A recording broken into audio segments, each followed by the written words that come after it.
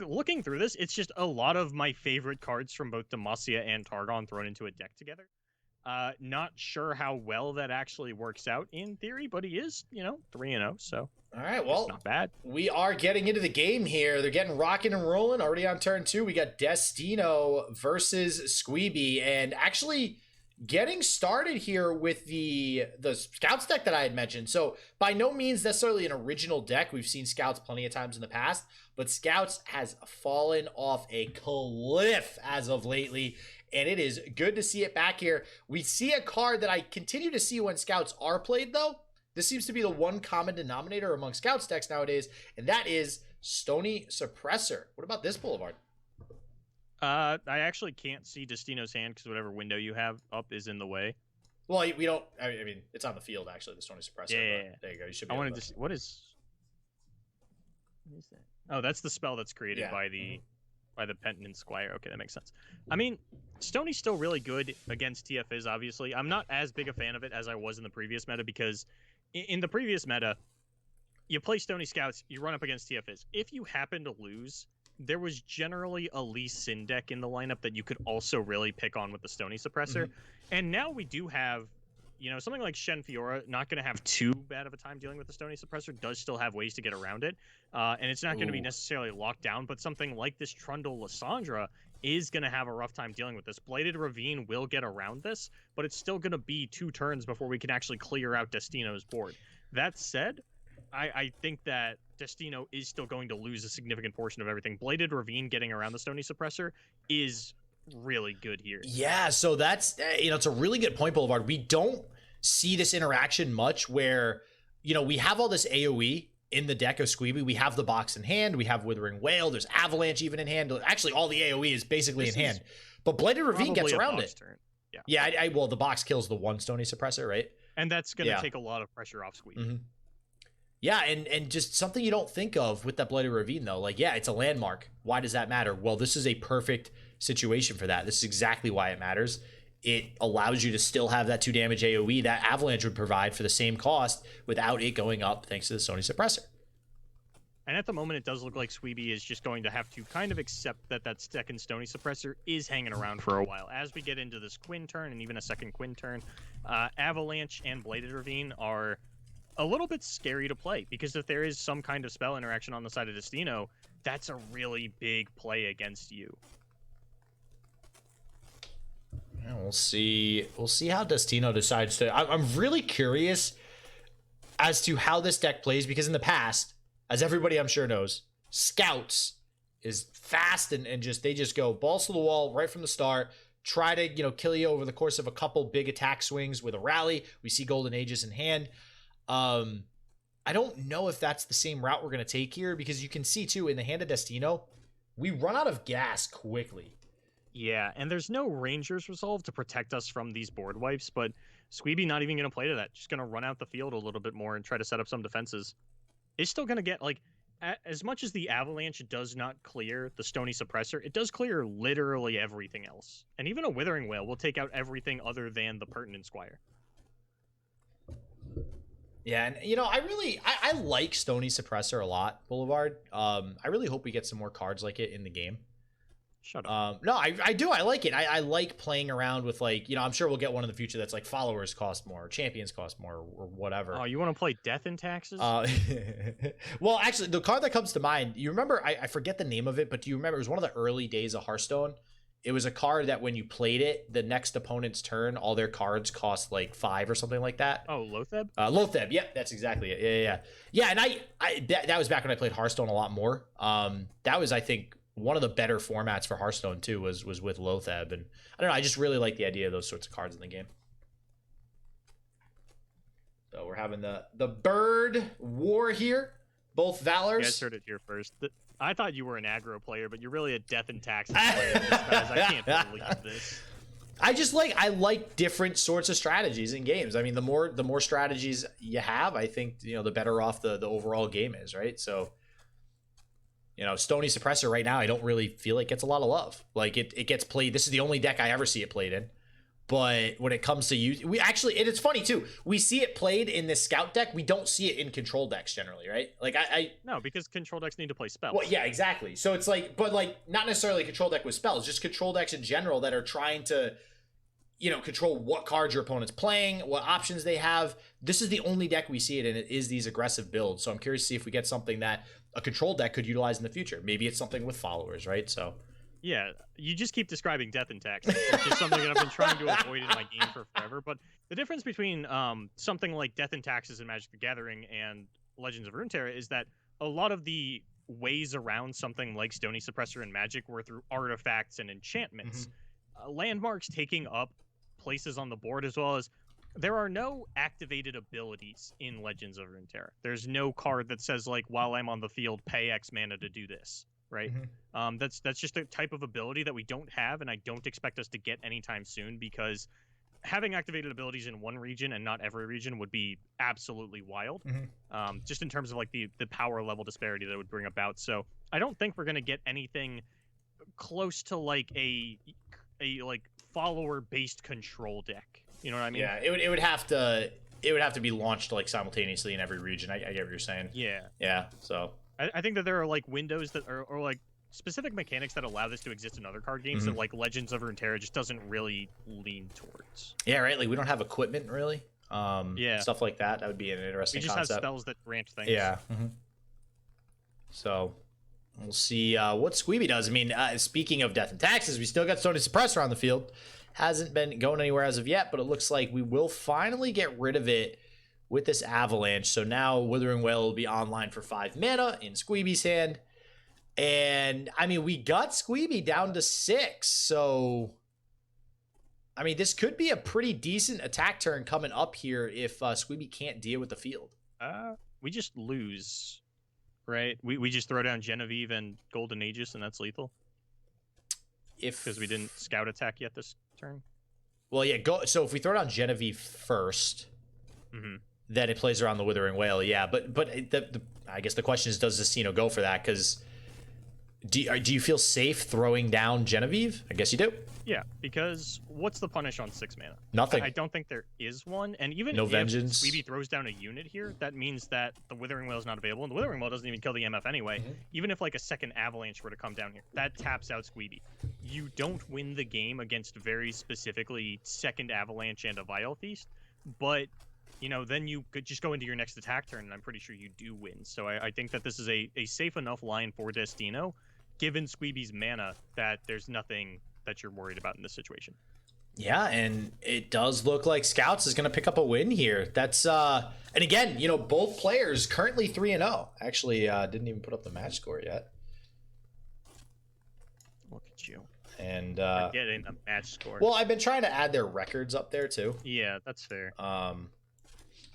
Which I'm forgetting to do sometimes now, but yeah, both players 3-0. And the reason I bring that up is, I mean, this is Scouts that's 3-0, so this is a different deck type than what we're used to seeing right now around the format.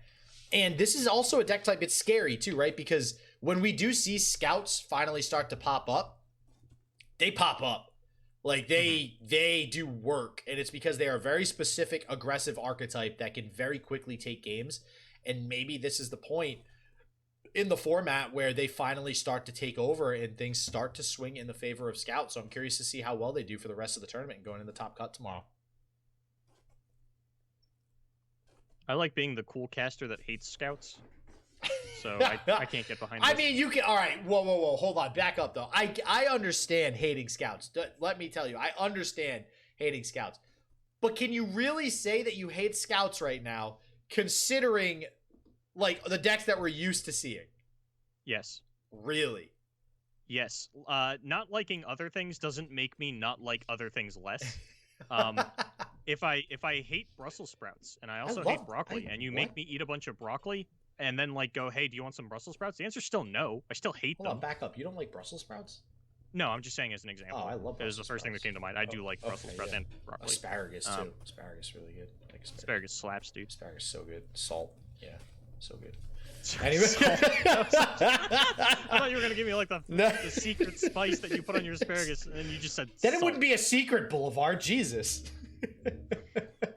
My mom's secret ingredient for scrambled eggs for the first 12 years of my life was just like cheese. It was just like cheddar cheese. That's like everybody's secret ingredient to scrambled eggs. Like exactly. I was like, but I thought it was a secret. Wait, hold on, back up. That's like everybody's secret ingredient to every recipe ever. Like cheese just makes raisins. What?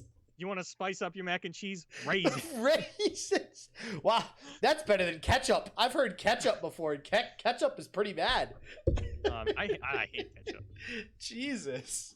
So this is actually a little interesting on the side of Sqweeby. We are seeing main deck flash freezes, and also just running that one copy of Three Sisters, but maybe deciding that after X amount of games played. Hold on, let me check here quick. Okay, yeah, so we are I believe that's Mastery 3 or 4 on Lysandra Trundle. So we've played this deck a decent number of times, and maybe Sqweeby was just running into a lot of situations where, 9 times out of 10, they're oh man, what's the name? Three Sisters was just going for flash freeze and instead just choosing to main deck that. But we just got a big raid from Swim if you want to. I was waiting for you to finish your statement. I was getting lost in sauce, man. What is up, everybody? Thank you very much, my man Swim, for the raid. Appreciate it a lot. Welcome, everybody. If you guys aren't familiar with this tournament, you're trying to figure out why the hell you're here. Well, it's because we are all here for the online league series. Number 22, no less. That's right. You have officially missed 21 of these bad boys. So I guess better late than never. So welcome. Actually, you've missed 22. Well, technically the first part of this one, yeah. So. Well, no, the OLS. There was an OLS number 0. Oh, that's right. Man, I keep thinking about that. You were a bit. Yeah, I'm just on top of it. You are like Mr. Technicality Tim today. Jesus. What? The first one wasn't a technicality. I explained this to you. Oh my god. All right. So there's 22 you guys have missed, but we are currently in round 4. We got Destino and Sqweeby going head to head here. You guys actually just missed a pretty insane game 1. Sqweeby took game 1 with a Scouts deck, and that's not something we're used to seeing. I mean, Boulevard and I have talked many a time throughout this tournament and others about the quote-unquote lineup being some combination of like TLC, Aphelios Veil Temple, whatever deck you want to run, plus Twiz. And this lineup from Destino, a little bit different, but for now anyways, we're back to Aphelios Zoe. We're here to stay. SGW, I think it's time we talk about Twiz. Why? Because I know that we started calling that. We started calling Twisted Fate Fizz Twiz because every time we tried to say Twisted Fate Fizz, we just accidentally said Twiz. But now I find myself forcing myself to say Twiz instead of TF Fizz. Like, TF Fizz just now rolls naturally off my tongue. And it feels forced to say Twiz, which is weird because that's the whole reason we started calling it that, because that's what we're just accidentally saying anyway. Okay, but we're 100% in agreement that it's definitely not Go Fish.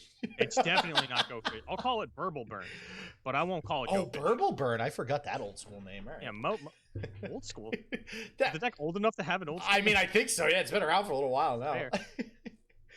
All right, but Sqweeby coming in for the attack with the Trundle and the Babbling Bjerg here. Going to start to put a little pressure on Destino, and yeah, just going to take that attack. Again, one of the things with this deck is, it doesn't really do a lot to stick units to the board early game, but for anybody just joining us, you weren't here when we reviewed the deck earlier, this is not your typical Aphelios Zoe. This is playing dragon stuff. So there's a Dragon Guard Lieutenant in hand. I mean, it's definitely an interesting take on Aphelios Zoe for sure. This is actually the only Zoe in the deck. Like, and if I remember correctly, this came down turn 1 from Destino. Let me check that real quick. Yeah, your opponent plays 1 Zoe and gets the turn 1 Zoe. And this Zoe might actually level. It's currently at 6 out of 10. Mm-hmm. Sqweeby has the options to remove it, and we're even continuing not to protect the Zoe, instead throwing out this Severum onto the Aphelios to get the HP buff over there. But with that anyway, I'm trying to look at the hand and figure out if this Zoe levels. The answer could be yes with the Serpent, but it looks like we are deciding that 7 out of 10 is just a little bit too close for comfort. We're going to fire off the Avalanche. Yeah, Avalanche finally going to take down the Zoe. And we've talked about this before, right? Like, what are you realistically okay with Zoe or TF getting to before you pull the trigger and go, get that out of here. I do not feel good about this. And the answer is it doesn't matter, because we're going to have the Sharp Sight actually save the Zoe. We do have Withering Wail to eventually deal with it if we choose, but now that actually gets blown out by a Pale Cascade if that's the route we take after the fact. So I don't think that's what Sqweeby's going to end up doing. I mean, do you have a choice? The Pale Cascade would likely come out anyway just to level the Zoe. Yeah. And I think the Guiding Touch is going to do it. Yeah, this is well, that's what I'm saying. Like, we should have put it on the stack, right? If we were gonna go the route of the Withering Wail, that should have just been on the stack. Yeah. So now we've given Destino the additional option to throw it on the Serpent. The Zoe is going to level. I mean, how bad does it feel? Your opponent plays one Zoe, gets it turn 1, levels it against your control deck that has so many board wipes that apparently just cannot deal with this 1 HP unit. Well, and all right, so here's what I think the problem. Well, I guess the problem technically is we didn't really see a whole lot of AoE early on in the game to deal with the Zoe. But I really feel like people just don't prioritize removing things like Zoe and TF sometimes until it's too late. I think generally everybody's on the TF bandwagon now, where it's like, all right, done. We're getting rid of TF the second that it hits the board. That's it. And not so much with Zoe. I feel like people really let Zoe get a little bit too, out of hand before they actually do anything about it. Well, I know that your baseline for is a Twisted Fate out of hand is 0 out of 10. What is your baseline for Zoe? Oh, we went over this before. It's like I know that like 6 is I am now threatening a level at burst speed, potentially. Not super likely, but possible. I mean, 5? I'd say 5. Because the problem is if you like there's so many tiny burst speed spells in this sort of deck. Like, it's too easy, I think. For like 7, I think at 7, pretty reliably, Destino would be able to level up the Zoe, right? So I think that's when you really have to start worrying about it, is at 5. Because then if you remove it, there's not going to be any sort of response. You can't chain 5 spells to level the Zoe. Once you get to 7, though, you're in the danger zone, baby. And that's not good. And speaking of the danger zone, Destino is not there. Sqweeby has the Matrons, but does not have the Lysandra to actually get the Watcher online. And it actually wouldn't work out anyway because of the Gravitum. We are just still a little bit too far away from something like that, and Three Sisters not going to help at all. That's like the wrong way to get the Frozen Tomb that we were looking for. We wanted double Lysandra for that Frozen Tomb, but no. Instead, we're going to go for the Trundle level up, but because this is the Matron version, we're not running Commander Ladros. We're not running Atrocity. The damage that we are pushing through, while it is a viable win condition, it feels like a realistic win con in the same way that the beatdown plan is a realistic win con for Starspring, right? Like, it's possible, but it's not how you're winning, even more than like 60-70% of your games. All right, here we go. The dream, it's happening. We got the Spectral Matron coming down. We have plenty of. Is this the dream? I'm saying like the idea of the combo, right? Getting the multiple Spectral Matrons, all that good stuff. But no Watcher. That's really the dream, and we're missing that key part of the dream, right? And there are so many options for us to find it. There are 2 Entreat in the deck as well as the Lysandra still, and we know that one hasn't been played yet because there's no Frozen Thrall on the field, so still a lot of those in deck. I gotta say, I've been playing this deck a lot. I have been very fortunate with my Entreat draws. Like, whichever champion I need just comes to me, and it feels great. Oh. That's good for you, because whenever I play it, I always get Trundle.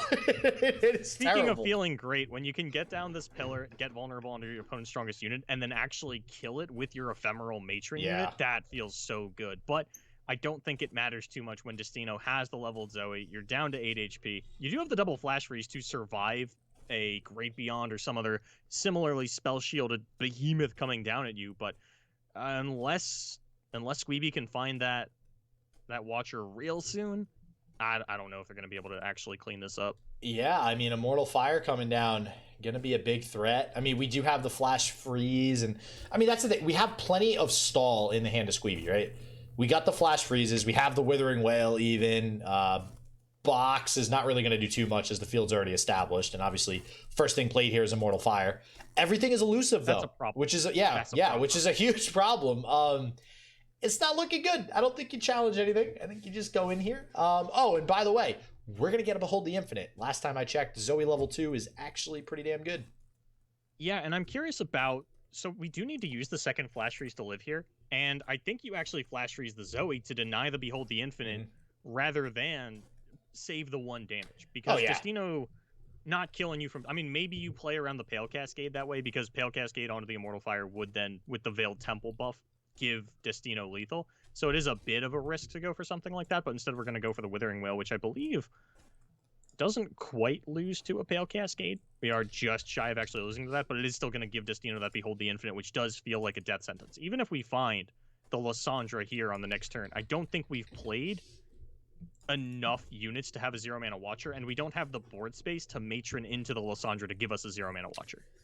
If anybody caught on to that quick little change there, I did have the names backward with Destino and Sqweeby. So Destino's actually the one that's up 1-0, and like I said, Destino actually taking that first game with Scouts. So, I mean, Boulevard, I'm just going to throw this out there. I'm going to be very much Team Sqweebo. Or, wow, Sqweebo. I just combined Sqweeby and Destino. That, you know what? There it is right there. That's the new rebrand, Sqweebo. I thought we were going for it. I meant the single combat. Yeah, no, I know. The Immortal Fire. Although I think because it revives as the same entity, I don't think it undoes the Frostbite, and I think Destino hovered the eye and learned that real quick, which is good. I like when players hover the eye. Okay, we find the Lysandra, but as I had mentioned, we don't have board space for Matron into Lysandra to get the 0-mana Watcher, and I do believe we are still one shot. Yeah, we're only at 3 out of 4 8-mana units played, so we would have to Matron into Lysandra to get the 0-mana Watcher, which in Destino's hand, we don't actually have an answer for. That Watcher would end the game. Yeah, but the question is, how do we go about getting it down? So we finally got the Lysandra. Might be a day late and a dollar short, though. Is there anything we can do? That's actually one of the things that I really like about sort of the balance of Lysandra, is that you cannot play her and an 8-mana unit in the same turn. If you can Matron into her, great, but as we've, kind of gone over, no way to clear out our own board. Yeah, and I'm thinking, like, if we eventually get the Watcher down too, is Destino ever going to have an answer? Concerted Strike, technically, if we're able to buff something else up by 2 more. We'd have to get a lot. Well, 2 more. Well, it's at 14 health, right? 17. Oh, why did I think it was 14? Yeah, that's a big watch. That Watcher's a lot bigger than I thought. Jeez, all right. So yeah, even Concerted Strike is a ways away from being able to actually deal with that. So Watcher is the go-to right now for Sqweeby, but I don't know if we're going to have luck actually getting it out. So let's see. Lysandra going to come out, level up. We do at least get the Ice Shards. Again, not sure how much that really does for us here.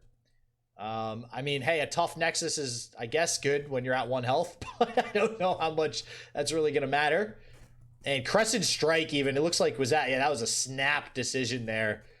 I don't think Sqweeby's going to come back from this. And I think Destino, first Scouts, now this amalgamation of Zoe, Ophelio's dragon stuff is looking like is going to take home 2 in a row. Did the dragon stuff end up mattering at all? I think the entire side of this deck that we saw was just like normal Ophelio's temple. Just saying. It's dragons. It's dragons, yeah, but did you see any dragons, bud? There's dragons in the deck. Yeah, but he didn't right play there. any See dragons. it? Screeching Dragon, right there. He played a mountain goat. That's the only different card he played in this entire game. Goat, dragon, who's same thing, right? They're like somewhere on the family tree, right? Track? I'm keeping track. Oh man. This Dragon Guard Lieutenant could have just been a box book. There would have been no difference. Well, shit. When you put it like that, that does feel a little bad. Jeez. Oh man. I mean, I don't know. I'm giving credit where credit is due because, again, the lineup is usually what we're used to seeing. And I'm tempering expectations. And you, as always, are right there to bring us back to reality, Boulevard, unfortunately. I don't want to bring you down, but if your head's in the clouds, I need you to not float away. Like Icarus, my son getting too close to the sun. I can't have you doing that. I need you to stay on the plane. That analogy got washed real quick. That was everywhere. That was all over the place. Speaking of Icarus, whatever happened to that dragon in Dragon Ball Z, Icarus, that Goku owned? Was it Goku? I have never watched Dragon Ball. What is wrong with you? God, Jesus. I remember, I think I've seen one of the movies like 5 times. Which one? Wait, was it the new one? No. I first saw this movie in like 1990. Oh my God. It's like a Tree of Might or something like that? It was an old cartoon one. I just remember that like Goku turns into a giant monkey, and it's a problem. You just summed it up. There you go, right there. There's the summation of the events of the movie. We got it. Yeah, because it was Kid Goku back when he had the monkey tail. I still never fully understood why Goku was a giant monkey, and other Saiyans weren't. You don't get pissed off when you look at the moon? I do. I really want to fight the moon. But never have I been so angry that I, like, turned into a giant ape. Well, That'd be cool. we'll see. Maybe I should get that. I mean, if I could get that angry, I would definitely. But we got the Withering Wail out of Sqweeby. We'll see if Destino's going to turn into an ape here, because he's been acting like one throughout the first 2 games, just absolutely decimating Sqweeby. Doing a great job of taking home these victories, and I do think this open attack is going to close out the game here. Sqweeby was able to heal a little bit. We're at 4, but no way to get this Watcher down. Yeah. Cool. Yeah. We're at 4. Just congrats. Our best line of play would have been if for some reason Destino does something other than open attack, which I can't imagine they would. We do have Ruination into Three Sisters Flash Freeze on the Immortal Fire. All right. Which would save us, but I don't think that's happening. Okay, yeah, but if we do all that on the Immortal Fire, we still have the other elusive units to deal with. I said Ruination into Oh, Flash Ruination Freeze. into Flash Freeze. Like, okay. Destino has to hard fumble for Sqweeby to have a way back into the game. Because I don't think there's any top deck that gets us out of this. I mean, there's no way Destino develops. Okay, yeah. No. There we go.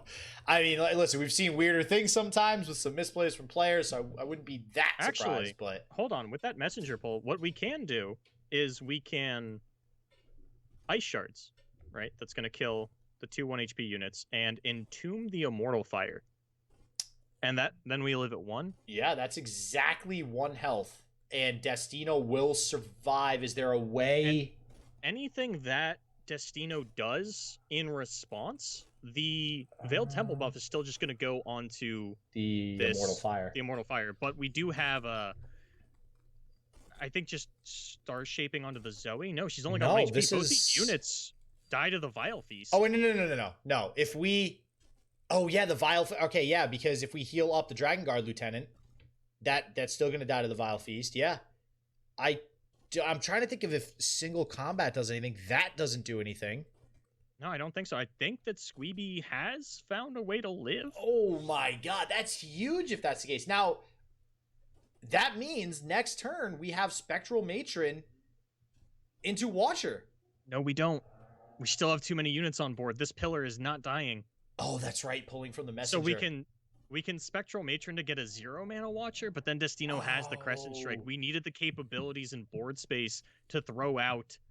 And actually, we're going to have 5 units on board because of the Vile Feast. And this, like, Destino's going to feel so bad. Like, this star shaping felt like it was the difference maker here. Like, you always feel like when you have, like, the 4th or 5th item on the stack, like, you're the guy that won out. You're the person that got the last say.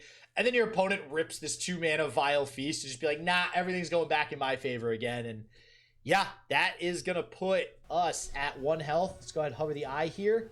Sorry, 2 health, actually. Wow. That's crazy.